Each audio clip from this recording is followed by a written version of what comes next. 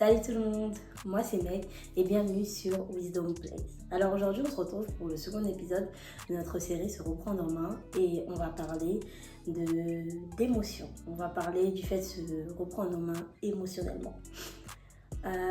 Comme je vous ai dit, pour moi les critères les plus importants quand on veut se reprendre en main, c'est vraiment l'aspect spirituel, l'aspect émotionnel et l'aspect physique. Et aujourd'hui, vraiment, on va traiter l'aspect émotionnel. Et la question, en fait, qu'on va se poser, c'est comment mieux gérer ses émotions. Je sais pas vous, mais moi, je me suis posé cette question tellement de fois dans ma vie.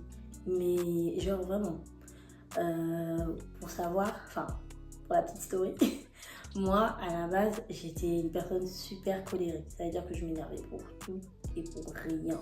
Mais genre, vraiment, de « t'as pas jeté la poubelle ?» à oui, en fait, j'étais tout le temps, j'étais vraiment très colérique. Et je pense que, parce qu'à un moment donné, dans ma tête, j'étais convaincue que les gens ne m'écoutaient pas, les gens ne me donnaient pas de crédit, etc. Et surtout, les gens ne respectaient pas ce que je faisais. Donc, j'étais super colérique. C'est vrai que j'ai commencé à voir un petit peu que ce que j'étais n'avait rien à voir avec ce que la Bible appelait chrétien, appelait enfant de Dieu. Donc, j'avoue que je me suis dit, par où commencer ? Par où commencer ? Déjà, j'étais consciente que si déjà je faisais les choses toute seule, là, ça n'allait pas le faire. Là, c'est en mode toute la vie qu'on mène ici-bas, en tout cas en tant qu'enfant de Dieu, tout c'est assisté par le Saint-Esprit. En tout cas, moi, j'avoue, c'est un petit peu mon credo, en mode avec le Saint-Esprit. Parce que sinon, en fait, tout ce qu'on fait, ça je sais pas, ça n'a pas de valeur. Ça n'a pas de valeur. Donc, en fait, tout doit être fait par l'aide de l'Esprit. Et donc, je me mets à prier en me disant, ouais, Seigneur, je veux vraiment changer. Je crois que une Meg, moins colérique, clairement même pas du tout colérique, plus joyeuse, etc., qui manifeste encore plus d'amour. Non pas que j'étais pas joyeuse, parce que j'avoue, j'ai toujours été une personne quand même très joyeuse, mais c'est vrai que j'étais très colérique. Et vraiment, ça, c'était un truc que je ne voulais plus voir. Genre, je voulais plus, en fait. Genre, je trouvais ça... Je me supportais plus d'être colérique. Surtout parce que je savais, au fond de moi, j'avais une conviction que je pouvais être autre chose. Et donc, je prie et tout ça. Et le lendemain, ou des jours après, je crois, sur mon salon, dans la chambre à ma mère, je tombe sur un livre. Le champ de bataille de la pensée de Joyce Meyer. Et c'est pas tant le livre qui m'intéresse, mais c'est l'auteur, genre Joyce Meyer. Et je me dis, ah, Joyce Meyer, c'est vrai, Joyce Meyer. Et donc, je vais sur YouTube. Je vais sur YouTube et je mets Joyce Meyer. Et là, je tombe sur plein de vidéos où Joyce Meyer, en fait, elle parle des émotions. Pour les personnes qui ne connaissent pas Joyce Meyer, c'est une auteure américaine, c'est aussi une prédicatrice. Et cette femme-là, elle a un témoignage super fort. Elle a été violée par son papa pendant des années, jusqu'à sa majorité, il me semble, sous la complicité de sa maman. Et en fait, Joyce Meyer, elle est partie parce qu'elle s'est mariée au premier homme qu'il a aimé. Et en fait, c'était pas une meilleure personne. Il était violent. Il a fait beaucoup de problèmes. Et après, il a fini par l'abandonner. Et donc, après ça, pour faire l'histoire courte, elle a rencontré un autre homme qui, lui, était un enfant de Dieu. Ils se sont mariés. Et ça a été très compliqué leur début de mariage parce que c'était une femme qui avait été tellement blessée, tellement abusée qu'elle était brisée. Et en fait, son mari, par son attitude, a été vraiment un témoin pour elle-même, Joyce Meyer, qui l'a poussée en fait à aller chercher Dieu et qui, à un moment donné, l'a poussée à se laisser transformer par Dieu.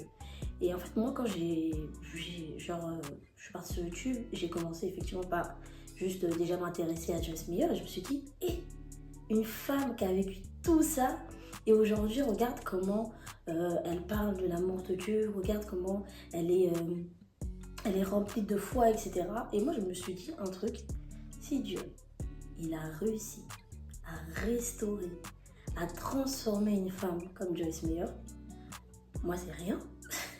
Et en fait, de là, je peux dire que je suis rentrée dans une autre dynamique de foi. Et je me suis dit, ok, Meg, c'est le changement qui est en marche.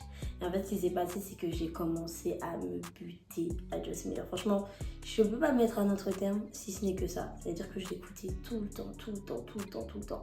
Elle a parlé de tout. Joss Meyer a parlé de la timidité, elle parlait de la colère, elle parlait de la joie. Et en fait, ce qui était super intéressant, c'est qu'elle parlait de toutes ces émotions-là, de la gestion des émotions, parce que vraiment, pour moi, c'est vraiment sa grâce.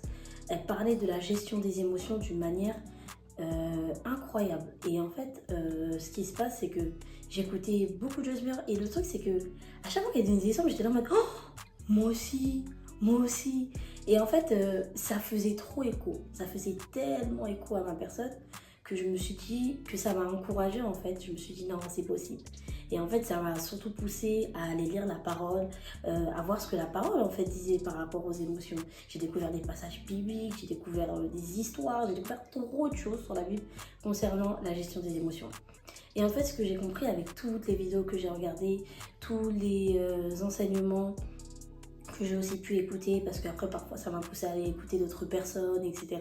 Et surtout avec toutes les études bibliques que je me suis moi-même faites, j'ai compris une chose, c'est que pour gérer ses émotions, il faut d'abord passer par deux étapes, qui sont le pardon et la restauration. Parce qu'en fait, Joyce Meyer, elle disait une chose, c'est que si elle n'aurait pas pardonné, elle n'aurait pas été disposée déjà pour en fait pour vouloir être restaurée. Et en fait, elle explique tout le temps, en fait, elle explique que déjà tout commence par le pardon. Et il y a plein d'autres enseignements et même la parole en fait.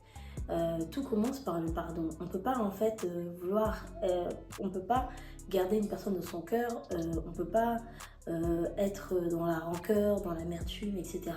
et vouloir être transformé. Non. Et en fait, moi je me suis rendu compte, je vous avais dit tout à l'heure, je vous l'ai dit un peu plus tôt, moi j'avais l'impression de ne pas être entendue. Il y a aussi des choses qui me sont arrivées dans mon enfance, pas des trucs graves, mais c'est des ressentis d'enfant. J'avais l'impression que voilà, à une certaine mesure, j'étais pas écoutée par mes parents, que peut-être mes parents ils n'appréciaient pas forcément à ma juste valeur, etc. Et toutes ces pensées-là, toutes ces idées reçues que j'avais sur la vie et comment moi j'avais traduit les circonstances de la vie, et ben, avait créé, on va dire, une sorte de manque de pardon dans mon cœur.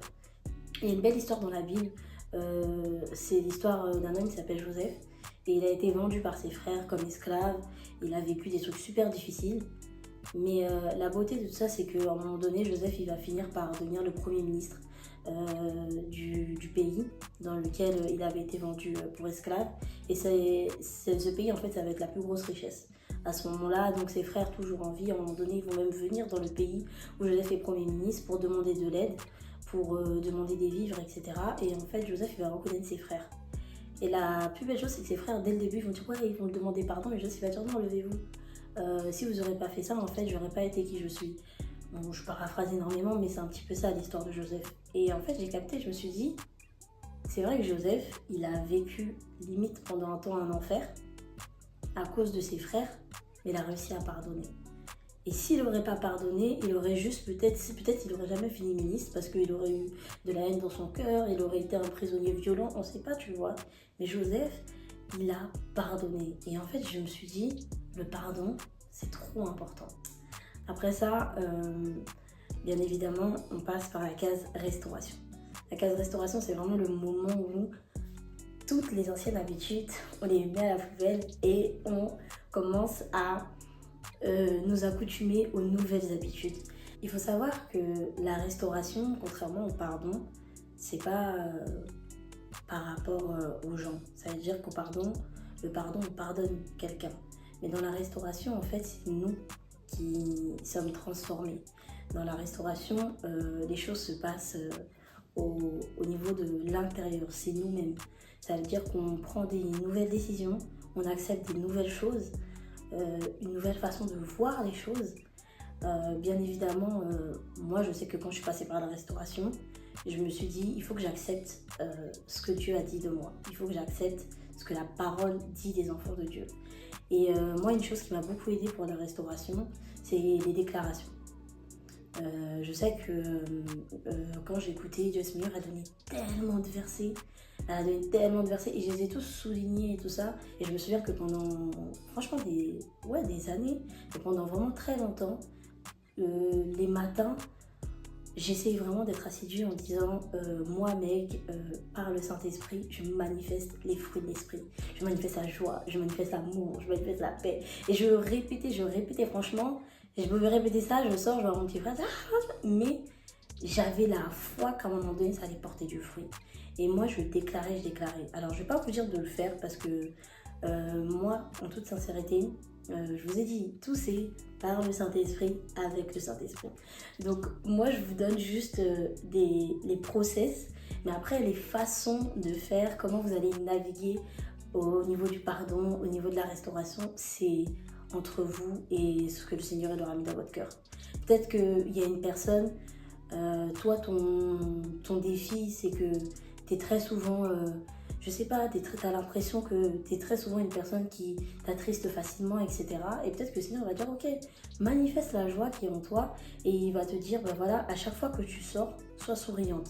Alors que peut-être toi, tu as l'habitude d'être, là, tu dis souris, sois souriante. Peut-être qu'une autre personne, toi, ton truc, c'est l'amabilité. Les fruits de l'esprit disent qu'on est aimable. Mais toi, tu as l'impression que tu n'es pas une personne très aimable. Et le Seigneur va dire, tous les matins, quand tu vois tes voisins, dis-leur bonjour. Parce qu'il y a vraiment des voisins qui disent pas bonjour. Si tu dis pas bonjour à tes voisins, pourquoi? Non, mais la vérité, il y a vraiment des gens qui disent pas bonjour à leurs voisins. Moi, je trouve ça dingue. Hein. Mais bon, bref. Mais ça pour dire que, en fait, en fonction de ton défi, si je peux dire ça comme ça, et tu vas recevoir une inspiration qui va te permettre de l'améliorer. Et en fait, pour moi, la gestion des émotions, finalement, c'est juste le fait de décider face à n'importe quelle situation que je vais manifester le fruit de l'esprit. Que grâce au Saint-Esprit, je vais manifester le fruit de l'esprit. Quand je suis face à une situation qui me met en colère, je vais juste être patiente. Quand je suis face à une situation qui peut-être peut m'attrister, je vais être dans la joie. En fait, pour moi, c'est vraiment ça la gestion des émotions. C'est de se rappeler qu'en nous, on a toutes les émotions de Dieu. Et donc finalement, moi, je pense vraiment qu'il n'y a pas de meilleure manière pour gérer vos émotions que de vous laisser assister par le Saint-Esprit et surtout, avant tout, de passer par une période de pardon si nécessaire et une période de restauration. Et de là, vous allez voir que vraiment, vous allez être transformé. C'est vraiment Dieu qui transforme. Donc voilà, j'espère que cet épisode vous aura plu et on se dit à la semaine prochaine pour un nouvel épisode. Ciao!